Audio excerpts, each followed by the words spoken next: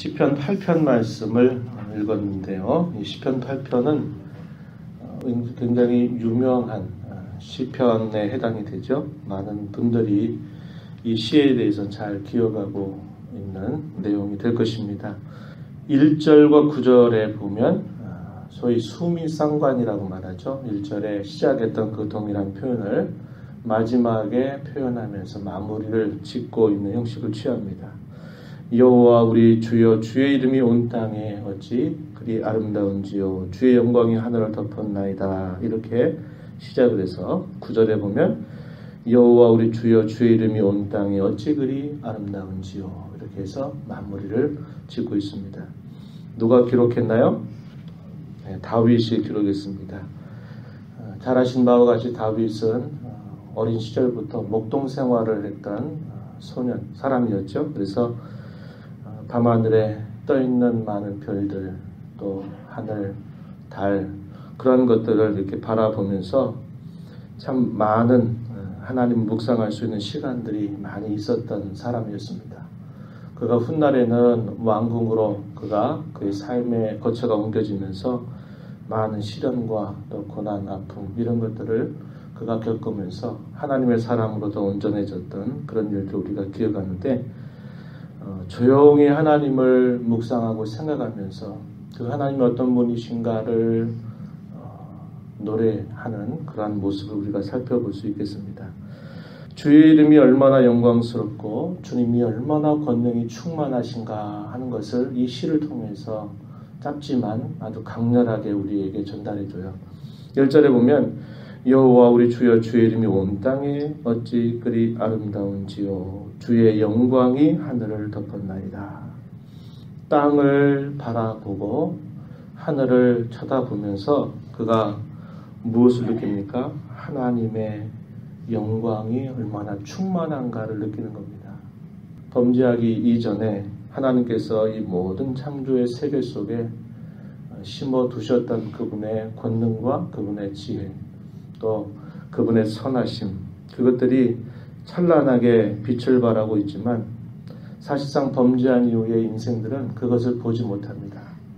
조물주가 계시긴 한 모양이다, 이렇게 놀라운 세계가 펼쳐진다니 하면서 많은 사람들은 이 자연의 위대함과 놀라움, 신비로움을 보면서 야, 이건 사람이 이렇게 할 수 있는 일이 아니지 않는가, 그래서 조물주가 분명히 계신 모양이다. 그런데 그 조물주가 하나님이시다, 여호와이시다, 그것을 인정하지 않습니다. 몰라요. 왜 그래요?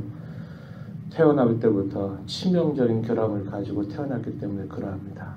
죄 가운데 태어나서 부패한 삶을 살다 보면 자기를 지으신 하나님을 알지 못하게 되는 거예요. 다만 놀라운 창조 조물주가 있는 모양이다, 이런 정도 이야기예요. 그러나 다윗은 밝히 말하고 있습니다. 땅을 바라보면서도 하나님의 놀라운 숨결을 발견하고 하늘을 쳐다보면서 그분의 찬란히 빛나는 영광을 그가 바라보면서 그것을 하나님 앞에 고백하고 노래하는 것입니다. 여호와 하나님의 그 놀라우심을 찬양하면서 이 시를 열고 있는 것입니다. 뿐만 아니라 2절 말씀에 보면 주의 대적으로 말미암아 어린아이들과 젖먹이들의 입으로 권능을 세우시며 이는 원수들과 보복자들을 잠잠하게 하려 하십니다. 뜬금없이 이게 무슨 말일까, 이런 생각이 드는데, 신약 성경에 보면 예수님께서 십자가를 지시러 가는 길에서 이러한 말씀을, 이 말씀 그대로 인용하셔서 대적자들을 잠잠하게 하셨던 일들이 있었습니다.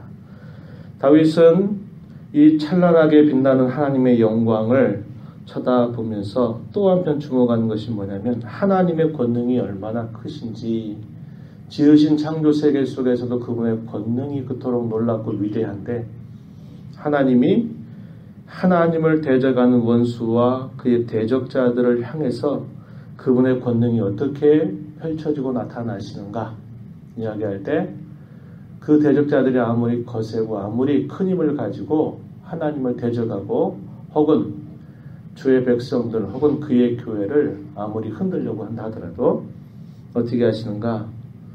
큰 힘을 발휘할 필요가 없다는 겁니다. 하나님의 권능이 얼마나 크신지 그저 어린아이와 젖먹이의 입을 통해서도 그 원수들과 보복자들을 다 잠잠하게 만드시는 권능이 충만하신, 권세가 충만하신 하나님이심을 말해주고 있는 것이죠. 하나님께서는 그에게 속해 있는 그의 백성들과 그의 교회를 이렇게 그의 권능으로 붙들고 계신다라는 것을 우리가 이걸 통해서도 확인해 볼 수 있다라는 것입니다. 하늘과 또 그 가운데 떠 있는 달과 별들을 쳐다보면서 그걸 어떻게 묘사합니까? 3절에 보면 주의 손가락으로 만드신 주의 하늘, 주께서 베풀어 두신 달과 별들을 내가 봅니다. 하나님이 손을 가지고 그분의 놀라운 이 솜씨를 가지고서 밤하늘에 떠 있는 별들과 또 달, 그 하늘들을 쳐다보면서 하나님이 이렇게 놀라운 솜씨로 만드셨음을 말해주고 있는 것입니다. 그러한 놀라운 세계를 영광으로 가득 채우신 하나님, 그분의 권능이 온 세상에게뿐만 아니라 그의 하나님을 대적하고 또 하나님의 백성들을 괴롭히는 그런 원수와 대적자들을 향해서 아주 잠깐만 아주 작은 힘만 발휘하신다 하더라도 다 잠잠케 하실 수 있는 그 하나님을 생각하면서 누구를 생각합니까? 자기 자신을 생각하는 겁니다. 그 넓고 넓은 그 천지 만물 속에 나라고 하는 그런 존재, 얼마나 작고 얼마나 초라한 존재일까요? 그런데 하나님께서 자신에게 베풀어 준 그 은혜를 생각해 보니까 이게 너무 놀랍고 얼마나 귀하고 큰가 하는 것을 그가 알게 된 것입니다. 인생에 대한 성경의 여러 가르침들을 우리는 살펴볼 수 있겠습니다. 다윗 같은 경우도 다른 시편에서 우리 인생이 참 헛되다, 허망하다 이렇게 노래하였고, 이사야 선지자의 경우도 우리의 인생은 마치 풀과 같다. 잠시 폈다가 광야에서 불어오는 그 뜨거운 열풍에 의해서 금방 시들어버리는 것과 같다. 이렇게 표현했었죠. 바울 사도의 경우는 인생을 두고 뭐라고 말합니까? 질그릇 같다 그랬습니다. 쉽게 깨어지기 쉬운 그런 인생이다. 이렇게 표현했어요. 야고보 같은 경우에는 우리 인생을 두고 안개와 같다. 아침에 안개가 자욱이 드리워지다가도 해가 나면서 어느덧 모르게 사라져버리는 그런 안개와 같은 것이 우리 인생이다. 이렇게 말합니다.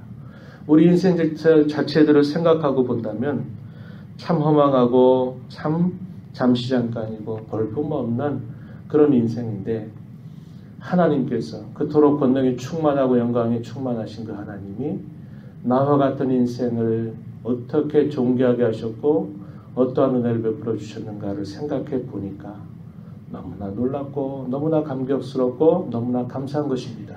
그래서 이렇게 노래하는 거예요. 4절에 사람이 무엇이기에 주께서 그를 생각하시며 인자가 무엇이기에 주께서 그를 돌보시나이까. 누구를 일차적으로 편하걸까요? 자기 자신을 돌아보니 하나님이 내 인생을 이렇게 값지게 하셨구나. 이것을 고백하는 것이죠. 5절에 번역이 좀 바뀌었어요. 그를 천사보다 그랬는데 하나님보다 이렇게 옮겨놨습니다. 두 가지 다 독법이 가능한 표현인데, 그를 천사보다 조금 못하게 하시고 영화와 종기로 관을 씌우셨나이다. 하나님이 이 세상에 사람을 지으실 때 마지막 6째 날 사람이 살 수 있는 모든 환경들을 다 마련해 두시고 난 다음에 창조의 마지막을 우리 사람을 창조하신 일로 마무리하시게 됩니다. 그리고 사람은 어제 우리가 오해 살폈던 것처럼 뭐라 그랬습니까? 하나님의 형상으로 우리 사람을 존귀하게 지으셨다 그랬습니다. 존귀와 영화로 관을 씌우셨습니다. 이렇게 고백하고 있는 것입니다.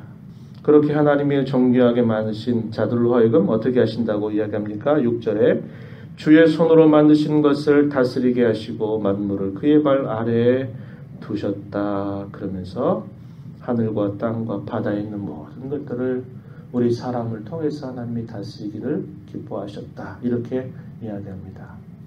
이게 처음 하나님이 우리 사람을 창조하실 때 가지셨던 그분의 의도, 그분의 목적이었어요. 그런데 다윗은 어떤 상황 속에서 이걸 노래하고 있습니까?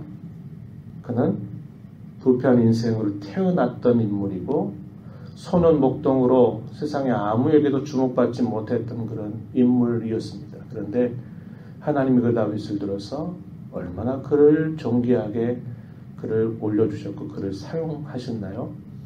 그로 하여금 인생의 어려운 시련 속에서 하나님만이 자기의 참된 보호자가 되시고 자기의 피난처가 되시고 모든 대적자들로부터 승리케 하시는 그런 분이심을 하나님이 그에게 경험하게 하신 거죠. 그리고 그에게 어떤 것들을 말했습니까? 우리 사람을 처음 선하게 창조하셨을 때 주셨던 사명, 본분을 행하는 존재로 만들어 주셨다. 이렇게 이야기합니다. 그게 뭐예요? 다스리는 것이다 그랬어요. 어제 오후에 살폈죠? 다스리는 게 어떤 다스림이라고 했습니까? 하나님을 섬기기 위해서, 그분의 영광을 위해서 하나님께서 다스리는 그런 특권을, 사명을 우리 사람들에게 부여해 주셨다는 거죠. 그래서 우리가 이 땅에 사는 동안에 우리를 그토록 존귀하게 하신 그 하나님 앞에 우리가 하나님을 우리의 모습 속에서 반영하고 드러내는 일을 힘써가야 된다. 예수 그리스도로 말미암아 새롭게 태어나서 회복된 하나님의 형상으로 지음받은 모든 구원받은 하나님의 사람들은 자기의 말과 행실과 자신의 삶을 통해서 하나님의 살아계심을 반영할 수 있어야 된다. 이게 하나님의 형상으로 회복된 저와 여러분이 이 땅을 살면서 힘써야 될 본분이다. 그 이야기를 어제 힘주어서 함께 나눴습니다. 다윗이 지금 그 내용들을 이토록 짧은 시 안에서 노래하고 있는 거예요. 자연과 창조의 아름다운 세계를 보면서 그분의 영광과 그분의 권능을 찬양하는 다윗은 자기 자신의 인생을 허망하고 보잘것없는 그 인생을 그토록 존귀하게 하셔서 하나님의 그 다스림을 잘 드러내며 사는 존재로 삼아두신 것을 생각하면서 그 하나님을 나만이 높이 찬양하는 그런 내용을 이 시 속에서 풍부하게 우리에게 가르쳐주고 있는 것입니다. 오늘 이 하루를 살아가면서 또 이 한 주간을 살아가면서 좀 무엇을 위해서 힘쓰며 살아가실 것입니까?